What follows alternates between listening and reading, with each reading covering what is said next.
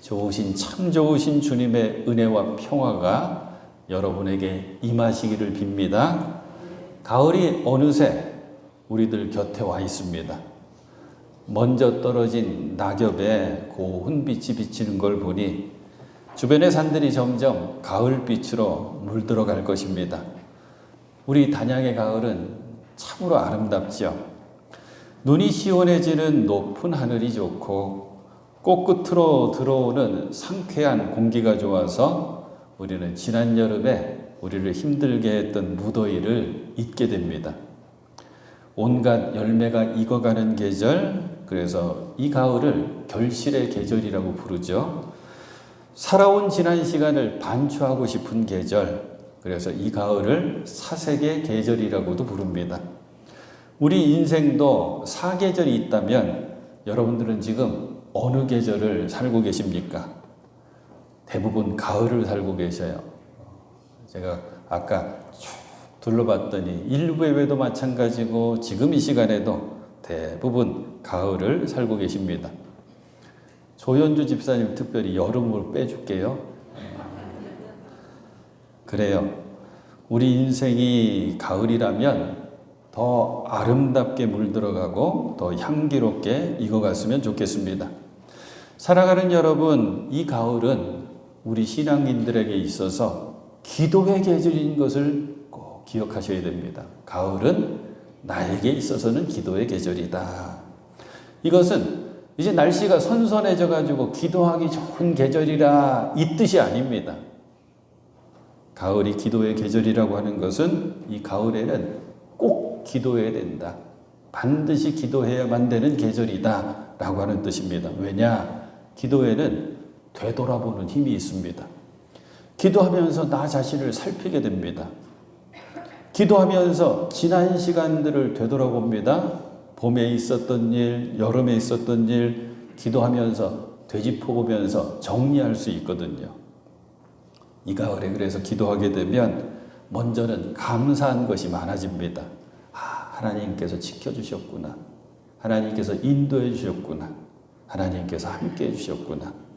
동시에 나의 부족함도 돌이켜보게 됩니다. 열심히 부족했구나. 사명을 더 잘 감당했어야 되는데 내가 부족했구나. 더욱더 감사함으로 하나님께 나아갔어야 되는데 하나님께 나가는 나의 감사의 마음도 부족했구나 생각하게 되어 있습니다. 또 기도에는 사랑의 힘이 있거든요. 위하여 사랑으로 기도하는 것, 그게 중보기도죠. 우리는 고백합니다. 하나님께서는 사랑의 마음으로 위하여 기도하는 중보의 기도를 더 기쁘게 응답해 주실 것이다. 그래요. 마침 명절을 앞두고 있습니다.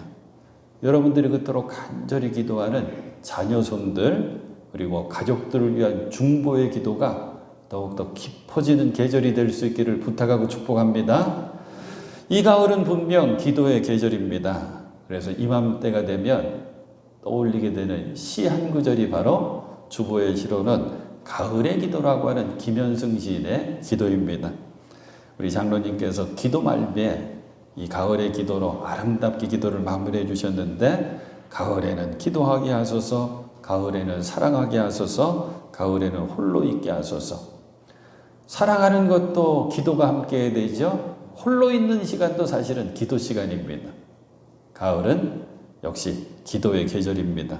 그래서 오늘 욥의 기도, 나의 기도라고 하는 제목으로 말씀 은혜를 함께 나누려고 합니다. 오늘 말씀은 욥이라고 하는 사람이 드리는 아주 절절한 기도의 내용입니다. 우리는 욥의 이야기를 알고 있거든요. 그래서 왜 욥이 이토록 애절하게, 절절하게 기도하는지 그 이유도 우리는 알고 있습니다. 욥이 어떤 사람인지를 욥기는 친절하게 1장에 자세하게 알려주거든요. 한번 욥기 1장을 펼쳐보시기 바랍니다. 욥기 1장이 시작되면서 욥이 어떤 사람인지 우리에게 이렇게 알려줍니다. 우스라고 하는 곳에 욥이라고 하는 사람이 살고 있었다. 그는 흠이 없고 정직하였으며 하나님을 경외하며 악을 멀리하는 사람이었다. 최고의 칭찬입니다. 흠 없고 정직하고 하나님 경외하고 죄악과는 멀리 있는 사람. 그에게는 아들 7과 딸 3이 있고 10남매 뒀어요. 양이 7,000마리, 낙타가 3,000마리, 겨릿소가 500쌍, 암나귀가 500마리, 종도 아주 많이 있었다. 그래서 마지막 결론을 이렇게 지어주죠. 그는 동방에서 으뜸 가는 부자였다. 욥의 별명은 동방의 의인, 그리고 동방의 으뜸 가는 부자. 흠없이 하나님만 경외하면서 살았던 사람. 아무 부러울 것이 없는 사람입니다. 정말 다 갖고 있는 사람. 하나님은 또 얼마나 이렇게 잘 섬깁니까? 하나님과 사탄이 대화를 나누는데 사탄이 오니까 하나님 너 어디 갔다 오냐? 세상을 쭉 둘러보고 옵니다. 그때 하나님이 사탄에게 욥을 이렇게 칭찬하십니다. 하나님의 칭찬이에요. 너는 내 종 욥을 잘 살펴보았느냐? 이 세상에는 그 사람만큼 흠이 없고 정직한 사람, 그렇게 하나님을 경외하며 악을 멀리하는 사람이 없다. 최고의 칭찬입니다. 하나님이 너무 좋으셔가지고 욥만 보고 있으면 욥만 생각하면 너무 좋으셔가지고 칭찬하는 거예요. 세상에 이만한 사람 없다. 최고다. 그러니까 사탄이 얘기하죠. 하나님, 욥이 아무것도 바라는 것 없이 하나님을 경외하겠습니까? 만약 하나님께서 치시면 뭐라고 얘기하냐면 하나님께서 많은 것 주셨죠. 그러면서 울타리를 쳐서 지켜주시는데 욥이 뭐 원망할 일이 뭐가 있습니까? 하지만 하나님이 치시면 저주할 겁니다. 원망할 겁니다. 그러니까 하나님께서 이렇게 내주시잖아요. 욥은 건드리지 말고 다른 거 네가 한번 해봐라. 이제 욥의 비극이 시작됩니다. 13절로부터 시작되죠. 이 신앙의 언어로는 이걸 연단이라고 하는데 끔찍합니다. 처음에는 가축들을 잃어요. 스밧 사람들이 약탈해 갔습니다. 그 다음에는 하늘에서 불이 떨어져 가지고 양떼가 죽고 목자들이 죽고 재산이 이제 싹 없어지기 시작합니다. 갈대아 사람들이 또 들이닥쳐서 낙타를 빼앗아가고 종들을 죽입니다. 그리고 큰 아들 집에서 가족 잔치가 벌어졌는데 자녀들이 다 거기에 종들과 함께 모였는데 큰 바람 때문에 그 집이 무너져서 다 한순간 목숨을 잃습니다. 다 잃어버린 거예요. 그런데 말씀이 너무 무서운 게 한 가지 큰 사건을 전하고 그 말이 그치기 전에 다음 일이 또 전해져요. 이 말을 종이 전하고 있는데 또 다른 종이 쫓아와서 이번에는 불이 떨어졌습니다. 이번에는 큰 바람 때문에 자식들 다 죽었습니다. 끔찍하죠. 고통과 어려움은 이렇게 연속으로 올 때가 참 힘듭니다. 제가 언젠가 말씀드렸죠. 동해바다 쳐다보면서 저는 컸는데 큰 파도 같습니다. 한 번 들이닥치면 끝나야 되잖아요. 연속해서 옵니다. 그런데 욥이 대단합니다. 1장의 마지막 욥이 이렇게 이야기하죠. 모태에서 빈손으로 태어났으니 죽을 때에도 빈손으로 돌아갈 것입니다.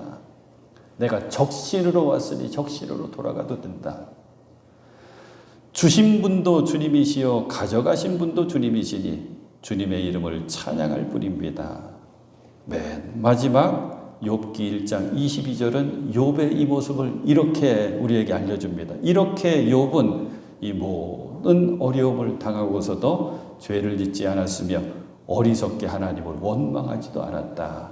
그리고 2장으로 이어지죠. 1장과 비슷하게 시작합니다. 하나님의 사탄에게 너 뭐 하다가 왔냐? 세상 둘러보고 왔습니다. 내 종 욥을 아느냐? 그만큼 진실된 사람, 의로운 사람, 죄악과 멀어진 사람 없다. 흠 없다. 정직하다. 근데 사탄이 중요한 얘기를 합니다. 사람은 본디 자기 자신이 가장 중요합니다. 가족을 잃었지만 또 가족이 생길 수 있지 않습니까? 하나님 욥을 치시면 욥 자신이 어려움을 당하면 틀림없이 하나님 원망할 겁니다. 그런데 2장에 욥이 어떻게 하는 줄 아십니까? 이제 아내가 막 원망하거든요. 왜? 하나님께서 사탄에게 욥의 목숨은 건드리지 말고 네 마음대로 해봐라. 그러니까 이 머리 끝에서부터 정수리부터 발끝까지 악성 종기로 가득 찼습니다. 할 수 있는 게 하나밖에 없어요. 옹기 조각을 가지고 기와 조각 가지고 긁는 수밖에 없습니다. 그 모습 보고 욥의 아내가 막 원망하고 그리고 하니까 욥이 뭐라 그러냐면 10절에 나오죠. 2장 10절. 우리가 누리는 복도 하나님께로부터 받았는데 어찌 재앙이라고 해서 못 받는다 하겠어. 이렇게 하여 욥은 이 모든 어려움을 당하고서도 말로 죄를 짓지 않았다. 욥 대단하죠. 사랑하는 여러분, 욥이 끝까지 원망하지 않는 게 아니에요. 욥기는 꽤나 많은 내용이 있습니다. 42장까지 있어요. 성경 66권 가운데 42장까지 40장 넘어가는 성경 흔치 않습니다. 많은 이야기들인데 우리는 어떻게 하냐면 욥이 모든 걸 다 잃어버렸는데 하나님 원망하지 않아가지고 하나님께서 나중에 복을 더해 주셨다. 이렇게만 기억하지요? 아닙니다. 욥기 42장 가운데 많은 내용이 2장에 욥을 찾아온 친구들과의 긴 대화입니다. 그리고 마지막에 엘리후라고 하는 젊은이가 나오고 그리고 나서 하나님께서 욥을 만나 주시거든요. 그런데 3장부터 욥이 원망을 합니다. 너무 힘들고 너무 어려우니까, 너무 괴로우니까. 3장에 나오잖아요. 드디어 욥이 말문을 열고 자기 생일을 저주하면서 울부짖었다. 내가 태어나던 날이 차라리 사라져 버렸더라면 나 안 태어나는 게 훨씬 좋았을 텐데 왜 내가 태어나가지고 이 어려움을 당해야 되나 막 탄식하면서 원망합니다. 그러면서 이 엘리바스, 빌닷, 소발이라고 하는 3명의 친구들과 대화를 주고받고 친구가 얘기하면 욥이 대답하고 쭉 하는 중에 오늘 우리들이 함께 읽은 욥의 기도가 나오는 거예요. 그래서 욥이 절망 가운데 기도하는 겁니다. 이 친구들과 대화가 뭐냐면 친구들이 처음에 욥을 아끼고 사랑하는 마음에 쫓아왔습니다. 큰 불행을 당했다고 하는 소식 때문에 왔더니 친구들이 말을 못해요. 너무 처절하니까. 성경에 보면 7일 동안 함께 웁니다. 대화도 못해요. 그런 뒤에 입을 열어서 대화를 시작하는데 내용이 이겁니다. 친구들이 욥, 네가 하나님 앞에서 죄를 지었기 때문에 하나님께서 이렇게 너를 징계하시는 거야. 하나님께서 너에게 이렇게 큰 벌을 주시는 거야. 너 그거 인정해야 된다. 그러니까 욥이 대답하는 거예요. 아니야. 아무리 생각해보고 또 생각해봐도 내가 이렇게 이 어려움과 고난을 당할 이유가 없어. 하나님께서 왜 나에게 이 재앙을 내리시는지 몰라. 그러니까 또 다른 친구가 욥, 너 참 교만하구나. 어떻게 하나님을 그렇게 말하냐. 하나님은 죄 없는데 이유도 없이 이렇게 징계하시고 그리고 벌을 내리시는 분이 아니야. 욥이 또 대답하는 거예요. 아니야. 아무리 생각하고 또 생각하고 또 생각해봐도 내가 이토록 고난받을 이유가 없어. 난 그런 일 하질 않았어. 그 대화가 나오는 거예요. 그 가운데 욥이 기도하는 거예요. 욥의 첫 번째 기도는 이겁니다. 주여, 주님의 손을 내게서 거두어 주옵소서. 21절 말씀이요. 나를 치시는 그 손을 거두어 주시고 제발 내가 이렇게 두려워 떨지 않게 해주십시오. 욥이 고백하는 거예요. 하나님의 손으로 왜 나를 치십니까? 하나님 치시는 손 너무 무섭습니다. 아픕니다. 두렵습니다. 하나님 그 손 내게서 거두어 주십시오. 하나님은 사랑이시죠? 하나님의 손은 사랑입니다. 그런데 때리시는 손, 치시는 손 말이 안 되죠. 하지만 지금 욥은 그렇게 생각할 수밖에 없는 상황입니다. 사랑하는 여러분, 진지하게 한번 질문해 봅니다. 여러분도 때로 하나님이 이거 나 때리시는 거 아니야? 하나님이 나를 치시는구나. 이렇게 생각하신 경험이 있을 거예요. 괴로움을 만나고 어려움을 만납니다. 이게 해결이 안 됩니다. 말씀드린 것처럼 연속해서 또 옵니다. 하나님이 나를 치시는구나. 그때 우리는 이렇게 탄식하고 고백하죠. 왜 이렇게 어렵습니까? 문제는 계속 왜 나에게만 옵니까? 나로서 해결할 수도 없습니다. 나 지금 주저앉겠습니다. 일어서질 못하겠습니다. 하지만 여러분 꼭 기억하고 믿으셔야 됩니다. 하나님이 우리를 향해 내미신 그 손은 때로는 치십니다. 아프게도 하십니다. 때문에 괴롭습니다. 하지만 그 손은 마침내 우리를 어루만져 주시는 손이십니다. 위로하시는 손이십니다. 치료하는 손이고 싸매주시는 손이고 새롭게 해주시는 손이고 온전케 해주시는 손입니다. 나를 더 아름답게 만들어주시고 강하게 빚어주시는 손입니다. 왜? 성경은 하나님과 우리를 이렇게 비유합니다. 하나님은 토기장이에요. 우리는 지륵인데 하나님의 손에 딱 붙들려서 그릇이 되어 갑니다. 토기장이가 그릇을 만들 때는 계속 때립니다. 그래서 모양을 만들어 갑니다. 때리는 걸로 끝나요? 뜨거운 불을 통과시켜야 됩니다. 그걸 연단이라고 이야기하거든요. 그래야지 좋은 그릇, 강한 그릇, 흠없는 그릇이 됩니다. 이사야 30장 26절에 이런 말씀이 있어요. 여호와께서 그 백성의 상처를 싸매시며 그들의 맞은 자리를 고치시는 날에는 달빛은 햇빛 같고 햇빛은 7배나 되어 7날의 빛과 같으리라.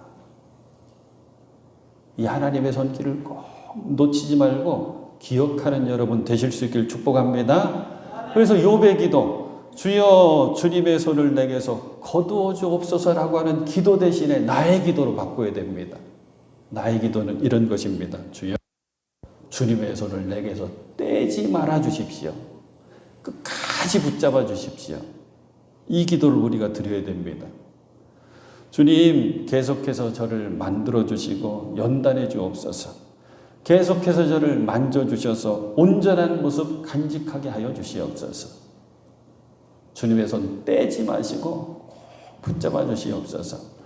요 고백이 그대로 찬송가 가사가 됐는데 저와 여러분들 좋아하는 찬송입니다.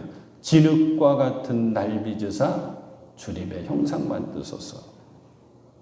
이 귀한 고백이 저와 여러분에게 꼭 있으시길 바랍니다.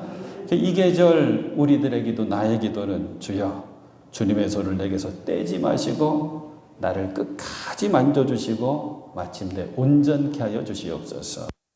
고통 속에 욥이 두 번째 기도를 합니다. 주님 침묵하지 마옵소서. 내가 답답합니다. 주님 응답해 주옵소서. 이 기도를 하는 거예요. 22절입니다. 하나님께서 먼저 말씀하시면 내가 대답하겠습니다. 하나님이 지금 침묵하시는 거예요. 말씀 안 하시니까 말씀하셔야지 내가 대답할 거 아닙니까? 그렇지 않으시면 내가 먼저 말씀드리게 해주시고 주님께서 내게 대답해 주십시오. 이 기도의 뜻이 이겁니다. 다 잃어버렸습니다. 하나님이 손으로 치셔가지고 재산 다 잃고 가족 다 잃고 내 건강도 다 잃고 다 잃고 친구들이 와서 이야기하지만 저 친구들도 내 마음 몰라주고 이거 너무 괴롭고 힘듭니다. 하지만 진짜 내가 힘들고 괴로운 것은 뭐냐면 하나님께서 말씀하지 않으시고 침묵. 하나님 말씀하옵소서. 나 너무 힘들고 답답합니다. 주님 내게 대답해 주옵소서. 이 기도거든요. 여러분 신앙생활할 때 가장 힘든 순간이 바로 이때입니다. 가장 답답할 때가 이때입니다. 하나님의 침묵. 하나님께서 내 문제에 대해서 내가 드리는 기도에 대해서 이렇다 저렇다 말씀해 주시면 좋겠는데 우리들 기도에 관한 말씀을 전하면서 여러 번 제가 말씀드렸죠. 이상하게 하나님의 응답이 더딜 때가 훨씬 많습니다. 침묵하실 때가 훨씬 많습니다. 그래서 다윗도 시편에 이렇게 탄식하면서 기도합니다. 시편 28편은 도움을 구하는 기도라고 하는 시편인데 반석이신 나의 주님 내가 주님께 부르짖으니 귀를 막고 계시지 마십시오. 주님께서 입을 다무시면 침묵하고 응답해 주시지 않으시면 내가 무덤으로 내려가는 사람같이 될까 두렵기만 합니다. 주님의 지성소를 바라보며 두 손을 지켜들고 주님께 울부짖을 때 나의 애원하는 소리를 들어주십시오. 지금 다윗도 하나님의 침묵을 경험하는 거예요. 우리도 똑같은 탄식이 나올 때가 있습니다. 주님, 나 힘듭니다. 어렵습니다.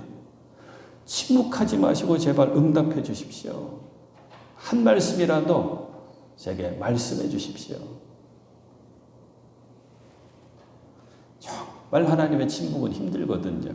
그래서 이 하나님의 침묵을 주제로 많은 문학 작품도 나오고 많은 이야기도 나오고 하죠. 그런데 중요한 건 하나님의 침묵의 시간을 우리가 잘 받아들일 수 있어야 합니다. 왜냐하면 침묵의 그 시간이 너무 힘들어가지고 내가 기도할 때도 그냥 벽만 보고 기도하는 것 같고 내 기도 소리는 그냥 돌아서 다시 들어오는 것 같고 하지만 하나님의 침묵 시간에 하나님은 나를 만들어 가십니다. 하나님의 침묵 시간에 반드시 하나님께서는 그 기도를 들으셨기 때문에 응답하고 계십니다. 그래서 하나님의 침묵은 우리를 포기했다고 하는 뜻도 아니고 하나님이 더 이상 우리에게 관심과 사랑이 없어졌다는 뜻도 아니고 사실 하나님의 침묵은 하나님의 아주 깊은 사랑이고 하나님의 눈물입니다. 모세도 하나님의 40년의 침묵의 시간을 견뎌냈습니다. 엘리야에게도 하나님은 침묵하십니다. 더욱이 십자가에 달리신 우리 예수님 엘리 엘리 라마 사박다니 울부짖으실 때에 그 십자가 고통 때문에 울부짖으실 때에 뜻이 뭡니까? 아버지여 아버지여 왜 나를 버리시나이까? 하나님은 침묵하십니다. 하나님의 때가 있기 때문에 거기에 맞춰서 하나님이 침묵하시거든요. 그래서 사랑하는 여러분, 욥의 기도, 주님 침묵하지 마옵소서, 제발 응답하옵소서, 이 기도를 나의 기도로 이렇게 바꿔야 됩니다. 주님이 말씀 안 하시고 침묵하시는 그 때에도 여전히 나를 사랑하고 계심을 나는 믿습니다. 여전히 주님께서 일하고 계심을 믿습니다. 내 문제를 하나님 당신의 문제로 여기면서 응답해주고 계심을 믿습니다. 저를 끝까지 사랑하시는 것을 침묵 중에도 저는 믿습니다. 더욱더 믿음으로 주님 바라봅니다. 이 기도를 하셔야 됩니다. 절절한 욥의 기도는 계속 이어집니다. 28절까지가 욥의 기도거든요. 욥은 또 이렇게 기도합니다. 어찌하여 주님께서 나를 피하십니까? 하나님은 절대 외면하지 않으시는데 지금 욥 상황이 그러니까 욥이 그렇게 기도하는 거예요. 어찌하여 주님께서 나를 피하십니까? 또 이렇게 기도합니다. 주님께서 줄곧 나를 위협하시렵니까? 또 마지막에는 이렇게 기도하죠. 주님, 내 발에 착고를 채우십니다. 나를 꼼짝 못하게 한다는 거예요. 착고를 채운다고 그렇게 고백하거든요. 욥의 기도만 읽고 있으면 온통 절망뿐입니다. 희망의 빛은 하나도 보이지가 않습니다. 그런데 여러분, 이게 욥의 이야기뿐일까요? 지금 많은 사람들이 희망을 잃고 절망 중에 헤맵니다. 누구를 막론하고 절망에서 완전히 벗어나는 사람 없습니다. 예외가 없습니다. 생각해 보십시오. 사람이 가난해서만 절망하는 거 아닙니다. 부자도 절망합니다. 사람이 건강 잃어서 질병 때문에만 절망하는 거 아닙니다. 건강한 우리들도 절망합니다. 가을이나 겨울이나 절망하는 게 아니고 봄에도 여름에도 절망했었습니다. 왜? 우리는 연약하고 부족하니까, 한계가 있으니까. 때문에 희망을 찾고 그 희망을 붙잡는 수밖에 없습니다. 그래야지 절망을 이겨낼 수가 있습니다. 그래서 시편 기자 이렇게 고백하죠. 146편 5절 야곱의 하나님을 이스라엘의 하나님을 자기의 도움으로 삼고 자기의 하나님이신 주님께 희망을 거는 사람은 복이 있다. 어떤 상황에서든지 하나님께 희망을 두고 하나님께 희망을 거는 복 있는 여러분 꼭 되실 수 있기를 축복합니다. 이렇게 끝물을 절망 속에서 그렇게 기도했던 욥. 주님, 나를 치시는 곳은 치워주십시오. 주님 답답합니다. 제발 응답해 주옵소서. 이렇게 기도하는 욥에게 드디어 우리 하나님 만나 주시고 말씀해 주십니다. 그게 38장부터 이어지는 거예요. 이때도 하나님과 욥이 계속 대화를 합니다. 그때 하나님께서 하시는 말씀이 이거예요. 욥, 너 나를 인정해라. 내가 창조주임을 인정해라. 내가 이 모든 것을 주관하는 주관자임을 인정해라. 이 모든 것은 나의 섭리 속에 있음을 인정해라. 아주 사소한 것든지 아니면 아주 거대한 것든지 어느 것든지 내 주관 속에 있다. 내 섭리 아래 있다. 그것도 알고 인정해야 된다. 그 말씀 끝에 하나님을 만난 욥이 이렇게 고백을 하죠. 맨 마지막 장 42장입니다. 주님께서는 못하시는 일이 없으시다는 것을 이제 저는 알았습니다. 주님의 계획은 어김없이 이루어진다는 것도 저는 깨달았습니다. 그래서 욥기 가운데 가장 중요한 성경 구절이 이제 나오는 거예요. 5절. 주님이 어떤 분이시라는 것을 지금까지는 제가 귀로만 들었습니다. 남이 해주는 얘기만 듣고 내가 주님을 알았습니다. 그러나 이제는 제가 제 눈으로, 내 눈으로 주님을 뵙습니다.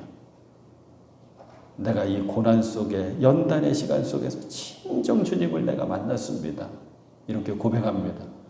그래서 더 이전의 복보다 더 큰 복을 주셨다 그러면서 욥기는 끝나거든요. 사랑하는 여러분, 이 아름다운 기도의 계절, 여러분의 손을 기도손으로 만드셔서 주님 앞에 나가십시오. 여러분의 무릎을 기도 무릎으로 꿇으셔서 주님께 가까이 나가 기도하십시오. 그때 우리들의 기도가 욥의 기도가 아닌 나의 기도로 바뀌어서 고백하면 좋겠습니다. 주님, 주님의 손을 내게서 떼지 말아 주십시오. 계속해서 저를 만들어 주십시오. 빚어 주십시오. 나를 붙잡아 주십시오. 나 주님의 손길이 없으면 안 됩니다. 주님, 주님의 그 침묵의 시간 속에서도 나를 만들어 가심을 나는 믿습니다. 침묵의 그 시간 속에서도 나의 기도에 응답하고 계심을 나는 믿습니다. 침묵의 시간 속에서도 나를 더욱더 사랑하심을 나는 믿습니다.